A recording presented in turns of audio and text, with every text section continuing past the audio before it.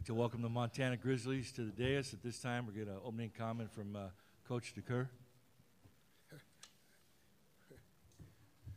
Whew. That's a good basketball team we just played tonight. You know, I think more importantly than this game, I just proud of my team. You know, our seniors led us through tons of adversity this year.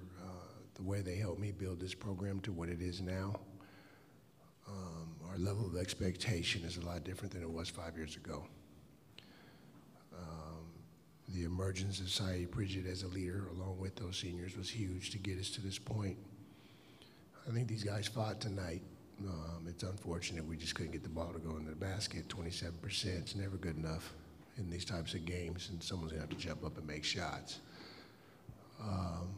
But I credit the Michigan defense. They did what they do. They make it very difficult to get good shots, and I thought for a while we were doing the same thing, but then it just kind of snowballed on us a little bit, and they got away. But we wish that team the best. I'm proud of mine, and from there I'll answer any questions. Okay, take questions for our student athletes first, and then finish with the coach. Got a question on the left side aisle. Ahmad, how do you want to be remembered as a Grizzly? Just knowing that I give it, you know, the best effort I could give every game. When I came here, you know, I was kind of complacent. I didn't really have good study habits, good basketball habits, you know. So Trav, all I could do is thank him, honestly, you know. Known him for a long time, from the same area, and he pulled me in when I was a sophomore, you know, and just kind of told me from the jump just to, it's all about your reputation, you know. I was kind of a guy that didn't really care about my reputation, just wanted to play basketball, didn't care about school, but I think I've improved in that regard. Graduated, got a degree, and working on another one in media arts, so just kind of a guy that just improved, you know, off the court, and then now just, you know, basketball-wise, I feel like I've grown a lot as a leader, so. Left side aisle. So you guys were down double digits the last 3 minutes, and you stepped onto the court after the last timeout, and it was the last few seconds or minutes you were going to play with Bobby and Mike. What was going through your guys' head, and what were you saying to each other? Start with Ahmad first. They're definitely, you know, with them being a part of the senior class with me, they're two guys that I've loved to compete with, so just try to tell them, let's just go out there and just fight, just give it our best shot, you know, no quit.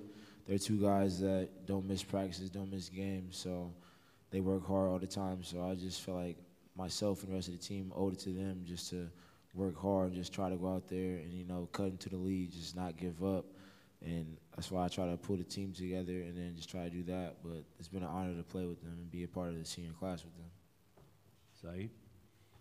Me being out there with those guys, I try to tell them that this game didn't make their legacy.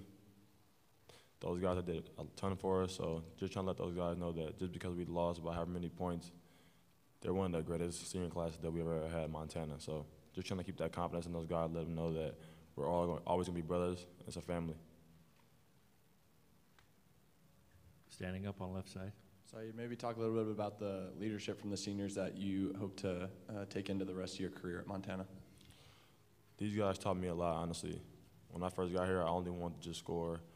And me being closest with Ahmad, he told me that you're not going to always be the person that's going to lead the team in scoring.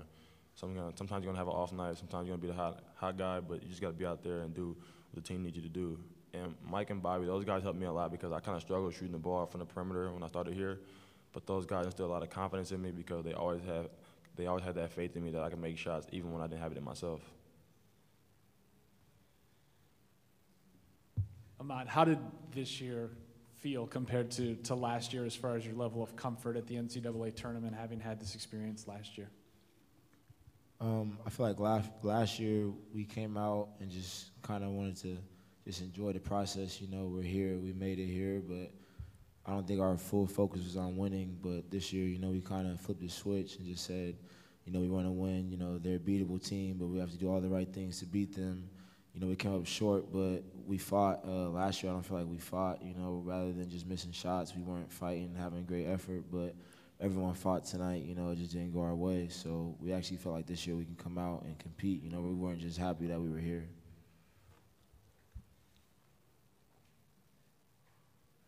Talking about you guys fighting, you guys kept up full court pressure on the defense. Can you talk about how that just speaks to your guys' ability to fight through adversity and keep going? Start with Ahmad first. Yeah, you know, we have this year in practice, you know, we get up and down a lot. A lot of guys, you know, even when you're tired, you have to guard. You know, Trav is honest about that. Just fighting to the end, you know, into practice. We run for free throws. You know, our practice is real tough. So we knew that if we just came together and just did that, even though we were down 20 or however much we were down, that the fight we wouldn't give up. So we just wanted to do that. You know, we feel like we had to play for each other. You know, we're not going to be on national television not fighting. If we're going to go down, we're going to go down with a fight. I feel like us being in that 41 full court press, it helps us a lot because that's when Ahmad and Mike are at their best, being aggressive, being able to kind of rattle the other team's offensive players. So I feel like that was a great decision by Coach because it kind of like let the guys know that we weren't scared of those guys. We wanted to pick them up full court just to scare them and let them know that we're still here. Okay, on the left side, and then after this question, we're taking for the head coach. Saeed, what was your offensive approach tonight, being guarded by such a big guy like John Teskey? What was your approach? What did you try to accomplish tonight? I knew I was a little faster than him, so I tried to just get him in the late closeout and try to get penetration for the other team, just make plays for everybody else if I didn't have anything. So just trying to use my advantage of how faster I was than him, honestly. Okay, questions for the head coach? Stay on the aisle. There you go. Travis, can you just talk about a little bit, so the situations were switched this year. You were up 10 last year, and then this year you guys didn't come out shooting very hot. How did you keep the team on track and keep them focused? That's one of those tough timeouts, right? We just got off to a rough start in terms of how we were playing. I don't think we were on the same page offensively. A lot of tough shots, ball didn't move, not very much patience. So a lot of the conversation was just playing together, sticking together, staying focused, trying to score off our defense a little bit if we can get some stops. Once the ball goes to the basket a couple of times, your confidence tends to increase. But it took us a while to get to that point. So it took a couple of timeouts to get that going. And once we got a little spark, we had a little more life in us. And I thought we were decent coming out of halftime. But we hit another cold streak and made it tough. Standing up on the left side. Okay, we'll stay here on the aisle, and then we'll get you over on the left side, stand up. Coach, you mentioned Michigan's defense earlier. I know you watched a lot of film. Was it more or less what you expected, or when you see it in person, is it a different animal? We faced it a year ago, and so watching film, I saw the same things. And you know, there's a lot of openings to take advantage of because they do what they do. They have rules like any good defense. They guard certain things a certain way, and so offensively, you try to manipulate those things. And we did that early, and we got all the shots that we got in practice leading into the game. The problem is we didn't make those shots. When you watch Michigan State against them, they got those shots in the second half. They didn't make those shots in the first half. They're down, and they start making those shots to get back in the game. So, you know, for us, we just got to make them, right? But on the flip side of that, for them, they're a very physical basketball team, and they adjust well. And so once we started knocking a couple down, they took some things away and changed how they defended those actions, which forced us to change. And so it's a game of adjustments. I think Beeline's probably one of the best in the country at making adjustments. Once again, this happened last year. Is we got some things going, and it was gone, and then we had to find something else, and then it was gone. And eventually, if your team can't continue to adjust as quickly as they do off defensively, then you go into ruts, and that happened to us early and late.